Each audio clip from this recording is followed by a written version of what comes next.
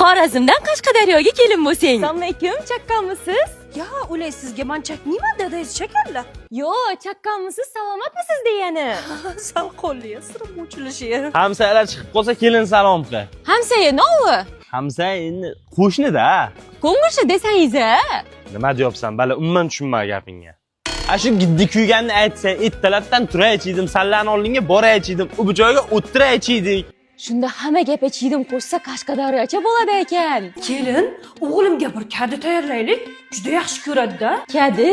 Menga ko'rsataman Azamat akadini. Balaysizmi Azamat sansiraysiz? Aytgancha nima dadangiz gapirmayapsiz? Bizda 2 yilcha atama gaplash mumkin emas. Tushunmadim baribir. O'g'lim kelsa tarjima qilib berar. Azamat og'a, apreldan savdo bor, shundan aytkeling. Balam, apreligan parashok zo'r ekan, o'shani olibki. Bir-biringlar tushunmayapsizlar, lekin bir xil gap gapiryapsizlar-da. Yigit kelyapti-ku, parashokni xotiniga beryapti-ku. Kirlar yuvyapti-ku, toza bo'lyapti-ku. Bu nima endi Azamat? Kelin, qachon yana tuxum barak yeymiz?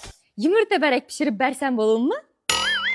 Xorazmdan kelol zo'r ekanda, tilishidan o'tgan kun tez gapirsa, qo'shiq aytibdi deb o'ylab ketdim.